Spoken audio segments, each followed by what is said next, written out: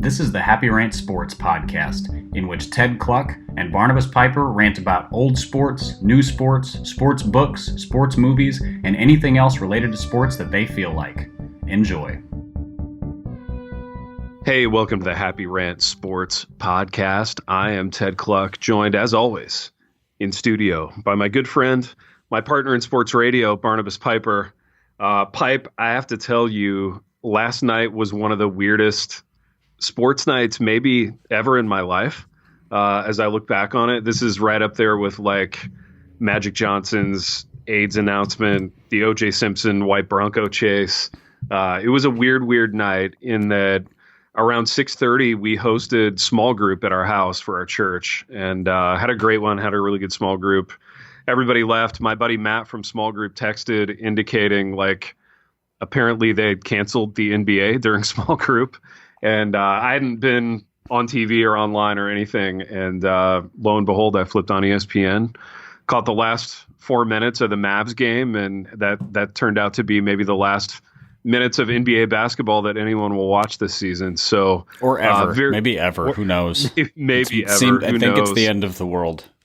Yeah. So crazy coronavirus day. And you and I were planning to record anyway. We wanted to record this in the context of sports, of what it means for sports. Before we do that, we want to talk about an event that is not yet canceled, and that is Midtown Live in Louisville. This is an event that you, me, and Ron will be at, hopefully with a room full of enthusiastic listeners who are not afraid of leaving their homes to do a fun thing. And Pipe, tell us about tickets and where we can get them. Yeah, Midtown Live's coming up on April 13th, so it's the day after Easter. So after you go to a large gathering of people, you then can spread whatever you caught there to Louisville, where we will be for our live recording. It'll be starting at 7 p.m. Eastern. It is at the Sojourn Midtown campus, it's apparently, according to Ron, a very cool cathedral-y building. And if Ron says it's aesthetically pleasing, he's the one who would know. But if you go to happyrantpodcast.com, there's a big spot right in the middle of the page that says live event. It has the details. You can get your tickets there. They cost $15 a person, so not super expensive. We will record 3 episodes, one of which will be entirely Q&A with the audience. Those are maybe the most fun part of the evening. There'll Always be, our swag there and probably some form of food, coffee, refreshments, and just generally a great time. So April 13th, 7 p.m., Louisville, Kentucky, $15. It's really a pretty good deal. $15, such a great deal, Pipe, for all that entertainment. Oh, and just there will be giveaways from our sponsor, who is the Gospel Project as well. So we will have free things for people. Stoked about that, man. You'll get more than $15 worth just in free things and a night of enjoyment with us, which I'm very much looking forward to. I always love these live shows. They're a blast. Dude, how long until we do one of these at I want to see Ron's shiplap warehouse church at some point. I feel like we got to do something there. We really should. We should just go up there and record one. And, if people can come, they can come. I realize it's not really on the way to anywhere, but. No. And Ohio is the worst state to navigate through.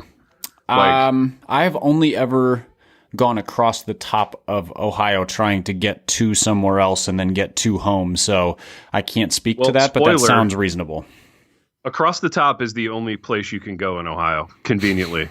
Okay. There's the big, there's the big I-80 beltway across the top thing. And then, you're looking at pig trails to get to Ronstown. So I went to grad school in Ron's metro area, and it is impossible to get to, but apologies to all Ohioans. I guess that is the charm of the place, potentially. The plus of it is that you can insult them, and if it's that hard to get in, it's that hard for them to get out and come, have issues with you too. Get me. Yeah, exactly. Good luck, y'all. Exactly.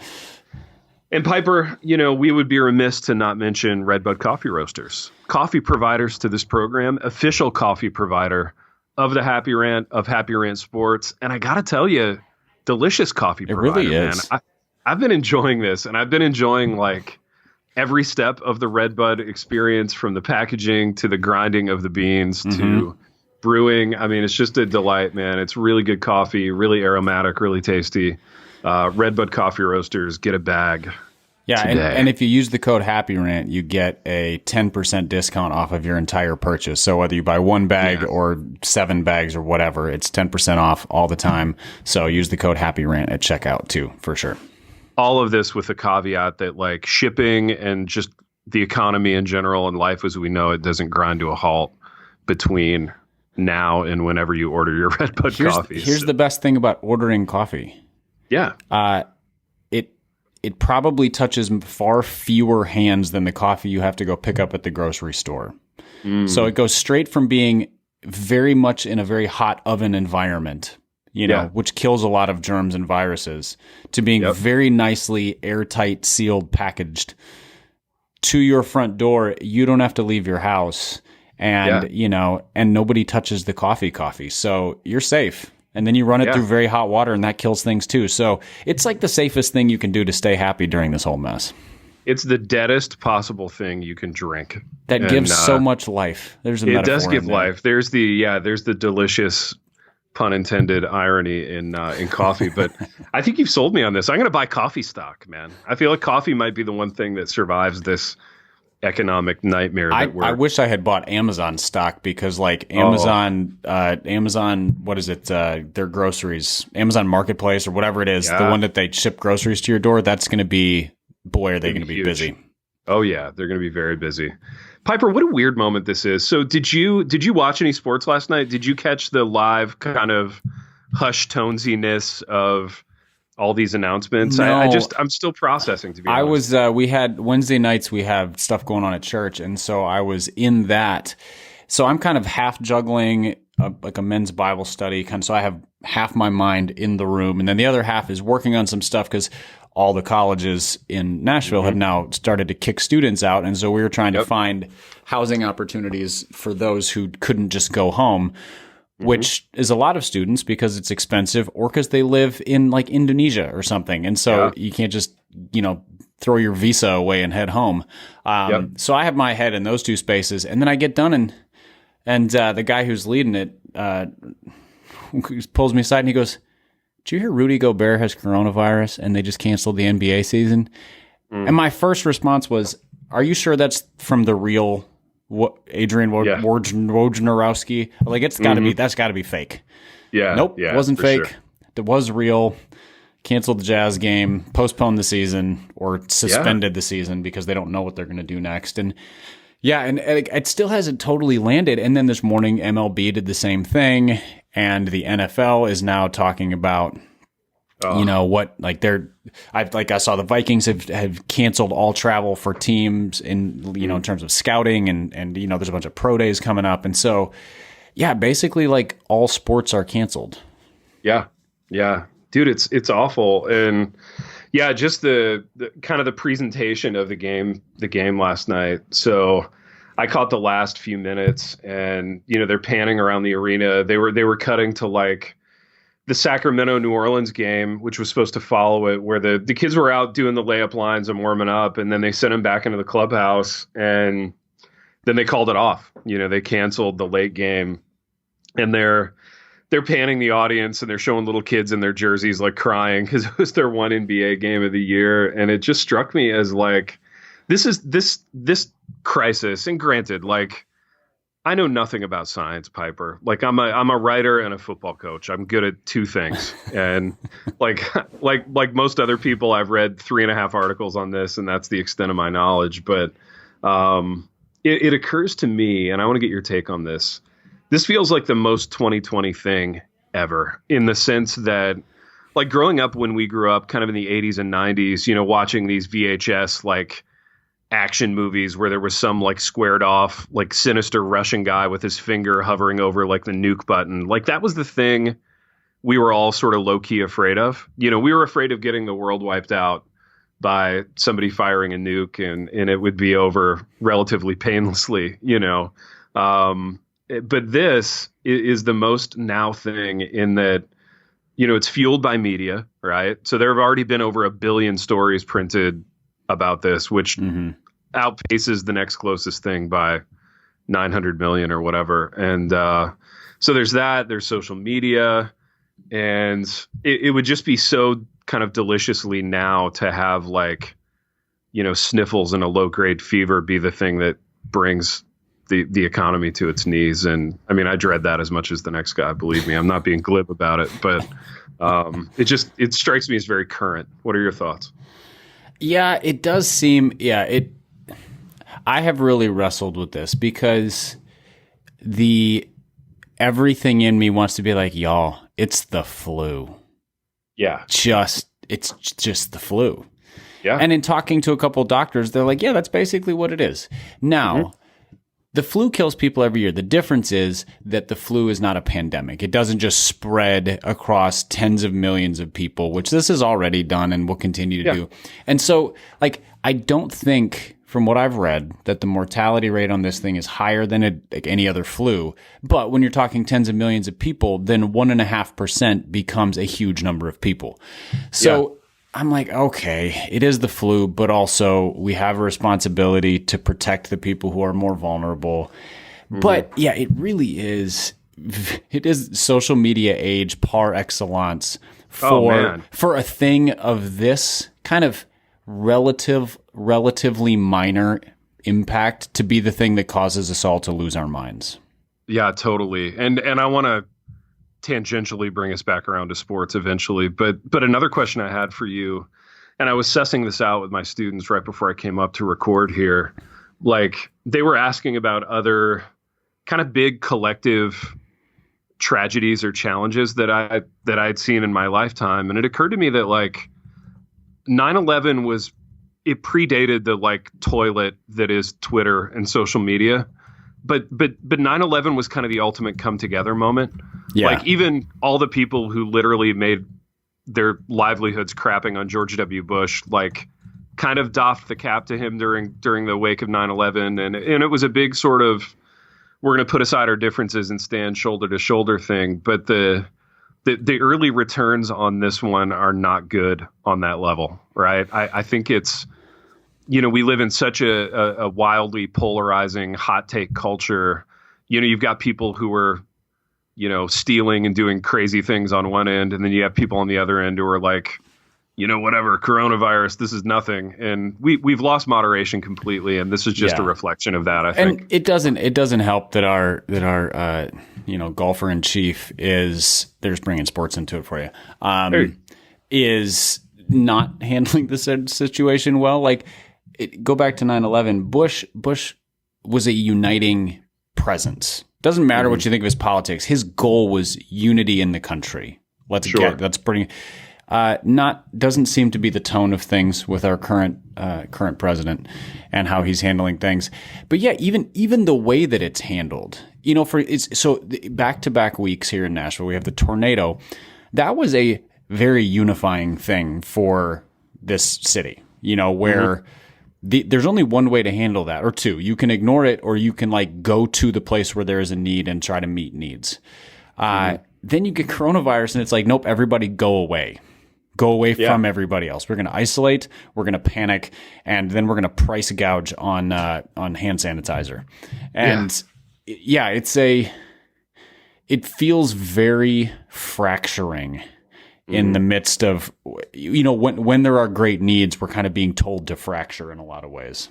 Yeah, no, it's so true. And it's sad. I think this is going to drive Americans even deeper into where they already are, which is isolation, right? I mean, if we look down the road at this thing and we do end up canceling school and work and everything sort of grinds to a halt and people are literally sitting alone with their phones for most hours of the day. In a way, it's the most American thing, right? We will finally have total isolation. But I think it's gonna crush a lot of people. That whole motif of having to be alone in our own heads with nothing but social media as the tether. I think that's that to me is terrifying. 10 minutes before we started this podcast, I was leaving the post office, and which apparently that's probably a bad place to be when there's viruses going around, but I had to mail some stuff.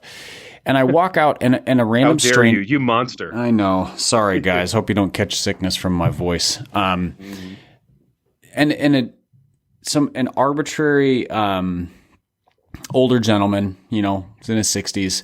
Just as I was walking out, he goes, man. And I just turned around to look at him because it's clear he's addressing me. There's nobody else around. Mm-hmm. He's like, I just got off the phone with my son in California and they have quarantined everything. And so he's like, Pops, you better get to the store now and go pick some stuff up because they might do the same to you and close the stores and whatever else. Mm-hmm. And we had this conversation. He didn't totally understand how the virus worked and why it was a big deal. And so I kind of tried to give him an explanation that was reasonable, but this is why it's a big deal. And then he ends it with, well, I'm 66 and retired and I live by myself. So I guess I'm quarantined. Yeah. And I was like, that's either really pragmatic or really depressing. I'm not sure. I'm not sure if that's a statement of I'm good or a statement of that's just my life. Well, I mean, I do think there's going to be a really interesting spiritual spectrum of responses here, in the sense that if this world and what it has to offer is really all that you have to place your hope in, the freak out will be profound, right? As it should be. And you will be lamenting all the things that you're losing. And we will get back to sports, I promise, because I do lament, for me, it's Major League Baseball more than the NBA. I could live without that now, but I was really looking forward to baseball, and there's some lament there for sure, and all the other more serious things that are coming probably. But I think for the believer, this is a really interesting moment to exhibit some of these fruits of the Spirit that hopefully we've been cultivating over the years. And it's funny, man. I just put my parents in the car and they headed back this morning, and they were here for a nice long visit. And my mom, whom you've met, is one of the most angelic people in the world. She's too good for this world. But, she always used to, when I was younger, even into my 20s, she would try to explain to me why she longed for eternity. And I never really got it back then, because in my mind I was going, but I want to have sex and play in the NFL and publish a book and do all this stuff that I want to do before eternity. But I don't know if it's a function of my age. 2 out of 3 ain't bad. Yeah, exactly. I've had sex and made a book, so good on me. But yeah, no, I mean, I don't know if it's a function of just being 20 years older now and having done some of those things where, I don't know, I'm kind of more bullish on death than I used to be, in that, kind of whatever happens. And, eternity is looking pretty good, but it was looking good before the coronavirus, to be honest. And, not that I'm in the depths of despair or anything, I'm okay. But, you know what I'm saying with that though? And and not tongue in cheek at all. It adds a lot of meaning to the sentence, to live as Christ and to die as gain. Cause you're like, it really would be better sometimes to just go, but I've got kids and there's a lot of life worth living. And it is a two-sided coin. And I see what Paul meant now. And it's definitely something that maybe 5 or 7 years ago, I would have been like, to live is good. To die is crappy. I'm totally by what Paul's selling in my gut and in my heart. Yeah. Yeah, absolutely. No, you're right, man. I mean, you're absolutely right. And I think this will be an interesting moment as we navigate that spectrum of feelings. Right. And, this is where the things that you pray for about yourself and about your kids and some of the sanctifying things will hopefully bear fruit. And, that being said though, lest we get too deep into the theological weeds of the coronavirus, let's get back into sports, because I want to know from you, what are you lamenting the most? So we lost, in the span of 24 hours, we've lost hockey, we've lost the NBA, we're probably losing the NCAA tournament. They already made the decision they're going to play without fans. So yeah, for sure. I guess there would still be games, but there's something about there's the energy in those buildings, especially in the first couple rounds, for those teams that are the upsets. The fans make a big difference. So that's a pretty significant change. Dude, you know what I think they ought to do? They ought to go to the Hickory High School gym in Indiana. If they're just going to play in an empty gym, play in an empty, awesome high school gym, rather than some 20,000 seat Staples Center mega arena. That would be amazing. Yeah, find like the Jewish Community Center in Brooklyn or something like Oh, that. dude, You know, that'd be dope. some of those places like that where some of the best pickup basketball has ever been played that nobody's ever seen. Those kinds of places. Yeah, Go play at Rucker Park or something. Oh my goodness. Yeah, that'd be cool. That'd be cool. But of all these things, Pipe, like what are you the saddest about sports wise? Definitely baseball season. I just inevitably when football season ends, they've usually got about a month of like, I'm fine with the NBA, it's good. But then you get to like February 1st and I just start to itch for baseball. Dude, me too, man. And that's increased since I moved to Tennessee because we actually have spring here. So you see signs that winter is ending. You're like, oh, there's buds on the trees and some of the grass is turning green. Like in the Midwest, it's winter until it's 85 and it happens in a week. And the Twins were going to be good this year. I mean, maybe they still will be if they have a partial season, but this was likely to be the most complete Twins team of maybe since 1991, and now I don't get to watch them play, and it's just which is the most Twins thing ever, kind of. Yeah, and it's not even their fault this time. Like normally it's like, well, they lost to the Yankees. That's to be expected. This time it's like they lost to a flu bug. The flu bug stole the Twins from me, and I'm very upset about this. It's upsetting. Yeah, I mean, it's so upsetting. And, to be crystal clear, my team was going to be terrible. And I watched enough spring training baseball to verify that. But I was still very much looking forward to it, man.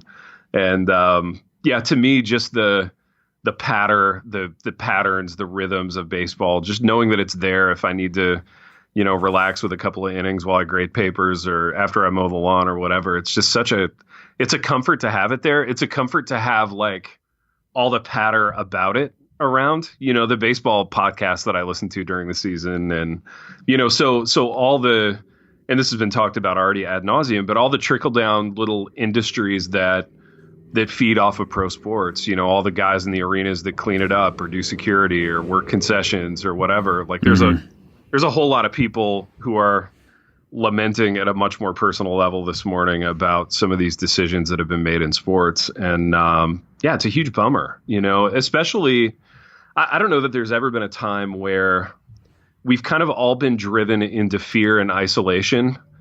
And at the same time, we've had the entertaining, like escapist parts of our culture sort of ripped away from us as well. You know what I mean? Like, I feel like during the World Wars, there was always sports. Like there was somebody playing football and baseball. Yeah. And, Vietnam and all these 9/11, there were football games a few weeks later. And, there were these kind of galvanizing things to bring when Bush threw out the first pitch at Yankee Stadium, what was it like a week afterwards? And it was, like, I hate the Yankees. I hate the Yankees so much, but I watched that because the Yankees didn't matter in that context. Like this is the site of the tragedy and the leader of our country. And it was really controversial for him to do that because they were like, there are snipers who are trying to kill you and you're just going to walk out there in the middle. And he was like, yes, I am, because this is what America needs right now, is to see courage and to have some relief in the midst of this. And we don't even like, first of all, I don't feel like we need courage the same way, but I definitely feel like we need relief. Yeah, no, I agree.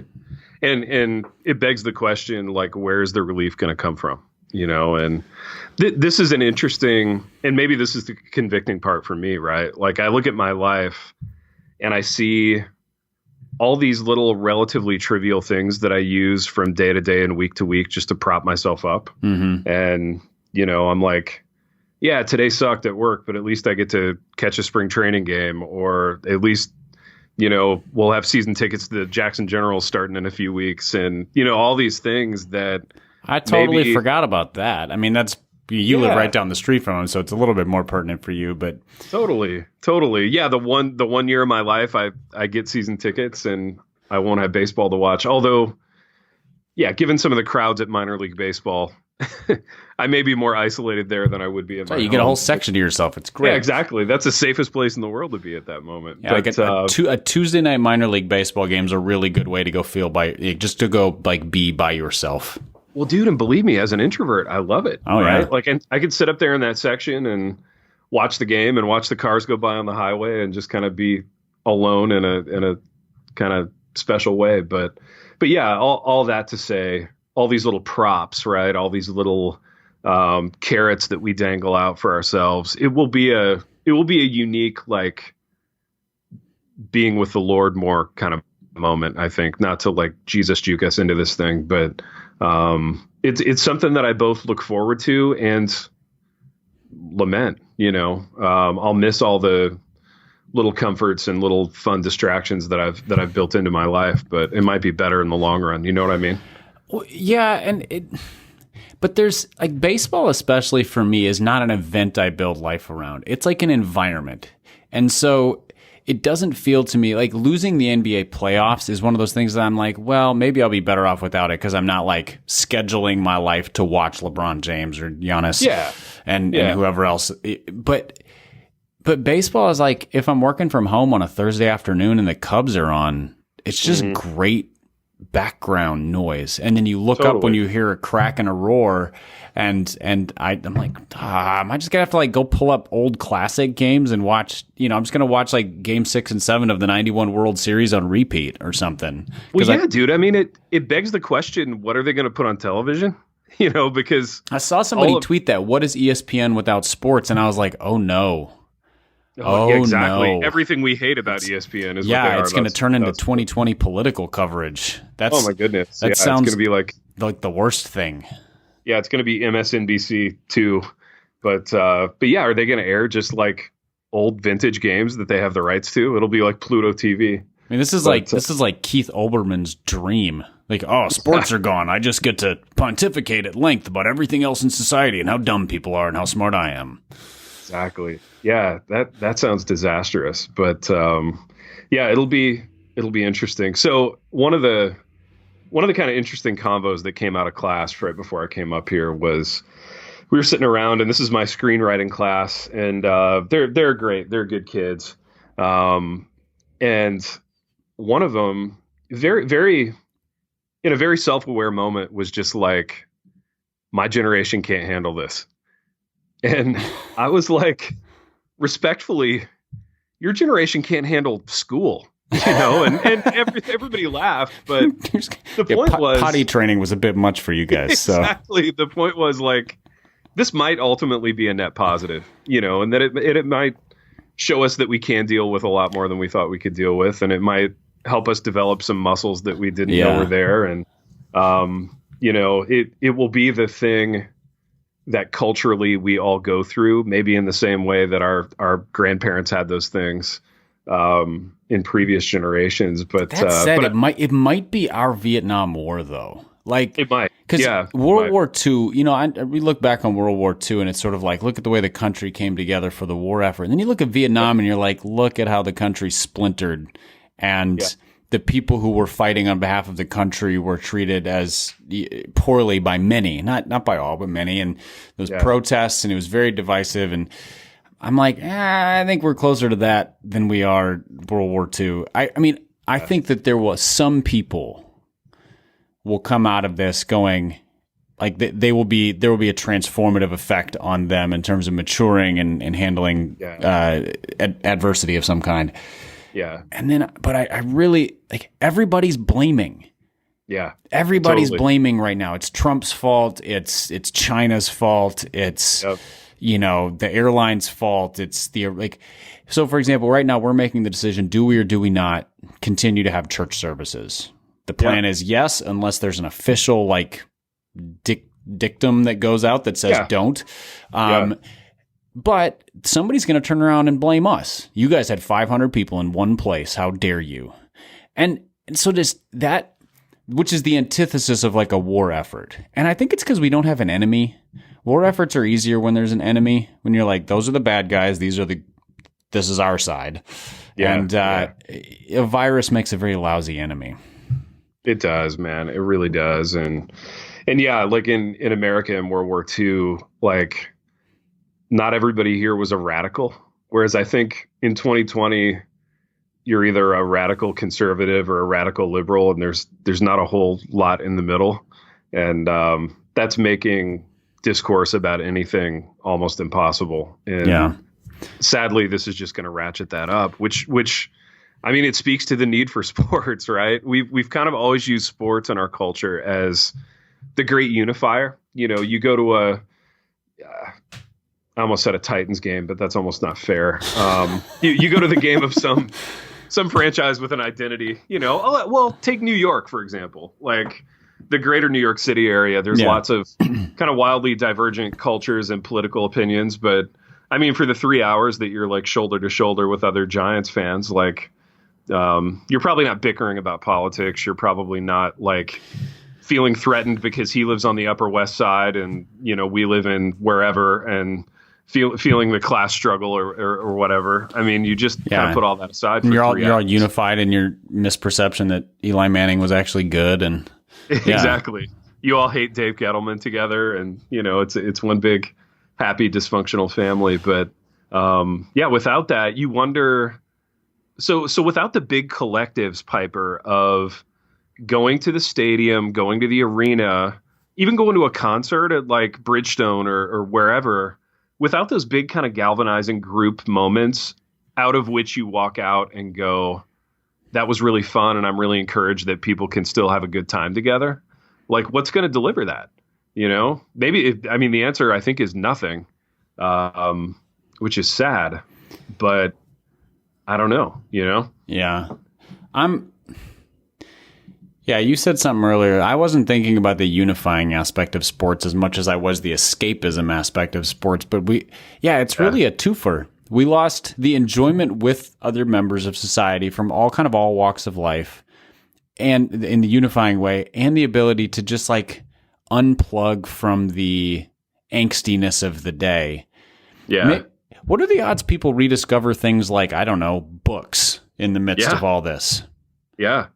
What is this? What is this block of paper that is sitting on my shelf that I've missed as I go turn on the television every day? Yeah, that's right. That's absolutely right.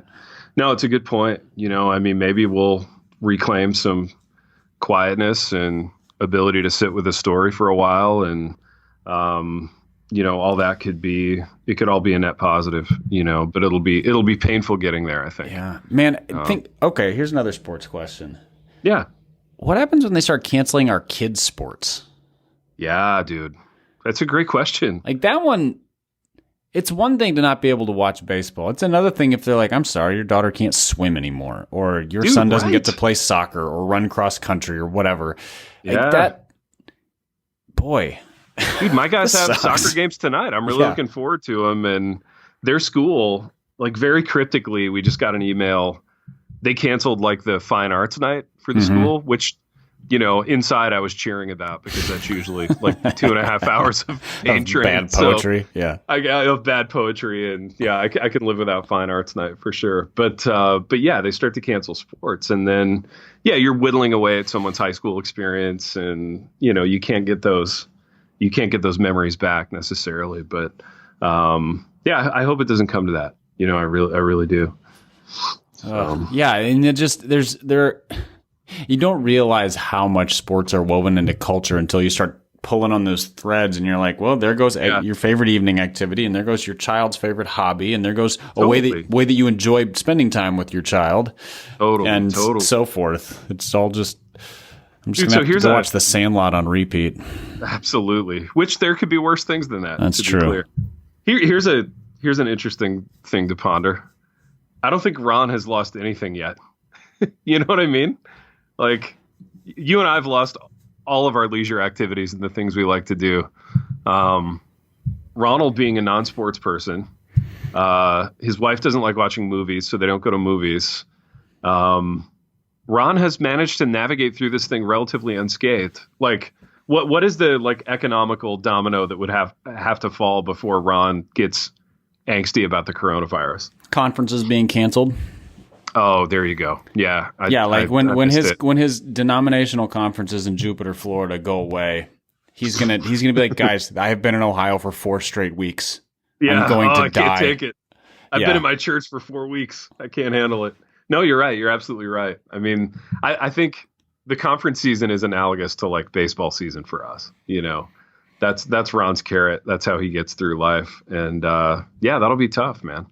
That'll be really tough. I was actually signed up to go to like one of these 1-day journalism conferences at the University of Memphis, and they did the worst thing, which was canceling it, but saying that they're gonna like do it online. So it'll be a virtual. That's so conference. they don't have to give you your money back. Exactly. So yeah, it'll be like a really sad guy standing at a podium in an empty room reading his boring white paper in front of a webcam, which I can't think of anything that would accelerate the dying process faster than having to watch that. So yeah, it's a whole new world, man. This is uncharted territory for sure. Which, by the way, I've not heard any announcements from the CFL. The Canadian Football League still seems to be going strong, heading toward kickoff. I'm going to need the CFL this year, obviously way more than I've ever needed it in the past. So Godspeed to Canada as they deal with this crisis, and hopefully get me to the start of Canadian football season unscathed. You know, if that's the only thing going, this might be the year I become a CFL fan. Like, I haven't been an anti-fan. I just haven't. I have other things that I've been interested in, but this could be the year if it stays up and running. Man, I love it. I love it. I sure would love to welcome you into the fold, Piper, as a diehard CFL fan, and it may be all we have. It may be literally. Now, I wonder if everything else kind of goes to pot, if the CFL if they'll get like the prime time spots on ESPN, you know what I mean? And it'll be like the A crews doing the CFL games, and I don't know, the mind wanders for sure. Yeah. What are the odds if like Tony Romo goes and becomes a CFL commentator? Dude, that'd be amazing. That would be amazing. I would be even more eager to watch it. Joe Tessitore and Booger McFarland doing like Monday Night CFL. I heard they were bringing in Peyton for Monday Night Football. Dude, I heard that too. They're trying to. If we ever have Monday Night Football again, and we're not all dead. Yeah, the hypothetical Monday Night Football in the future. I heard also they were trying to swing some kind of a trade for Al Michaels. I don't know what assets they would be. Yeah, they would be trading away. But like, dude, I feel like an Al Michaels, Peyton Manning booth for Monday Night Football would be legendary. That would harken back to some of the great booths of the past, the likes of which we haven't seen in a long time. Would Peyton be a good announcer, or would he be a little bit too much of the show? Yeah, that's a great question. Because like Romo came in and had a lively personality, but just did a fantastic job of breaking the game down. And I feel like Peyton fancies himself a showman. And so he may try to kind of own the booth a little bit too much. Yeah. No, you're right, man. You're right. You're absolutely right. Yeah, you sort of see behind the curtain with Peyton during some of these documentaries where you can tell when he's recognizing that he's trying to be charming, and the whole thing kind of breaks down in that moment. Whereas I think with Tony Romo, there's a little bit of like baked in aw shucksiness that just makes it work. And, that's what we would want to see from Peyton. But dude, this whole country really just has a love affair with Peyton Manning. And as far as athletes that have come through their careers mostly unscathed without really being hated by large groups of people, he's one of the few. Like I think that list we could probably count it on one hand, the number of guys that applies to. Guys that for whatever reason came and went without lots of hate in their direction. Who else is on that list? Well, I mean, how good, like what level of star are we going for? Like David Robinson's on that list. Dude, totally. But I guess he won one title, didn't he, at the tail end of his career? And then there were guys you were just neutral about, like, I don't know, John Stockton and Karl Malone, and guys you didn't hate, but you weren't like, I love that. In terms of guys who everybody loves, like Manning's different because it's not only that he's kind of unscathed, it's that he's also just universally enjoyed. Sure. There's not a lot. Magic Johnson would have been that guy, but then there's the whole HIV thing. I That's the thing is, I think if Magic Johnson had been what he was today, he would have been like that. It's just that HIV in 1992 or 91 was terrifying. HIV now is like, it's a treatable thing. It's like if he said he got diabetes, basically. Let's see. I can't think of too many others that are just, I think in the baseball world, there's more of that going back historically. But the other thing is that history has a way of dredging things up about people. So people who came through their career unscathed, they get like retroactively Me Too'd or whatever. Yeah, for sure. Or like retroactively, you find out that he was racist or that he was, an arrogant jerk who didn't tip well or something like that. Yeah. Yeah, you do wonder if, like, I don't know. And I feel like the one retroactive thing that could have gotten Peyton Manning, he managed to like quash it. Yeah. Was that the accusations when he was in college? Yeah. And I'm not even sure how he tamped that down so quickly and so like compellingly. Although maybe it was a function of, I don't know when exactly that rumor came out, but it predated the real high volume Me Too stuff by at least a couple years. Yeah, timing was part of it, and then I think it just, I think there was enough people around, like other people who were like, yeah, I don't think that ever happened. I never saw anything like that. It just and obviously we instinctively kind of side with the person who is making the accusation, but it just sort of got squashed by weight of witnesses, I think. Yeah. Dude, it is fascinating to think about what kind of sports content will be produced right now.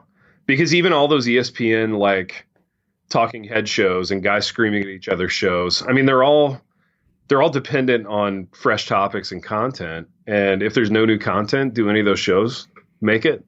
Like, do any of those shows, are they even worth the money that you spend, like, flipping the lights on in the studio to shoot them? Or do you just run, some old content, some old game that you have the rights to, or some Mike Tyson fight from 1989 or whatever?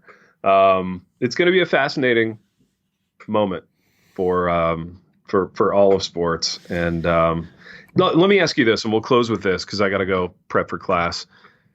Is there a scenario in which 2 or 3 weeks go by, and at least from a PR standpoint, there's the feeling that, like, we're getting coronavirus under control such that, like, we can reopen the doors for Major League Baseball and, kickstart the NBA again and get some of this stuff in? Do you see that being a thing at all? Oh, I think baseball will have a season. That would be, I mean, obviously we're all functioning from zero knowledge of the lifespan of a pandemic like this. But let's assume that it runs its course and we take proper preventative measures. And I would bet that baseball might start like mid-April. So we're talking 5 weeks from now, or maybe May 1st, but that's sort of a truncated season. I don't know what they do with the NBA. Because how do you finish a playoff race? How do you hold the playoffs at all? Do you just cancel the rest of the season? But man, would that stink? Because you get guys like LeBron who are at the end of their career having a historic season and like it's just a wash. But yeah, I think if they can do anything by, if they could bring something back by mid-April, I think both basketball and baseball will finish or have a season. I'm curious what it does to the NFL draft. Because that's always held in April, right? Yeah. But preparation for it is kind of done, and teams aren't going to be able to scout. And I mean, well, and with the NBA season, like how people finish the year determines the draft order, or at least the weighted lottery. And so, I think it's going to be really weird how all this plays out and how they do it. But maybe it's also like a reset for some of these leagues where they're like, oh, maybe we can change our schedule. Maybe we can shorten the season. Maybe we can adjust how we do the draft. And you'll kind of see some creativity come out of it too. Yeah, exactly. No, you're right, man. Here's hoping that we have sports to watch in a few weeks and it all comes back. Here's hoping the CFL comes through this thing unscathed. So Canada do the best you can to bring me some live football. Build that wall. That's right. Oh man, Pipe. This has been not the most fun and rollicking sports episode we've ever done, but a thoughtful one. Because there's no fun in rollicking sports right now. I know, dude. There's nothing fun and rollicking to talk about. Doggone it. But this has been the Happy Rant Sports Podcast. And until next time. The Happy Rant is brought to you by Resonate Recordings. If you go to resonaterecordings.com, you can see the full range of services they offer. So if you're considering starting a podcast, they are the ones we recommend going with. Again, go to resonaterecordings.com to see their prices, to connect with them and ask any questions, and to see what they can do to help you launch, edit, master, and improve your podcast. Again, go to resonaterecordings.com to see what they can do to help you launch and improve your podcast.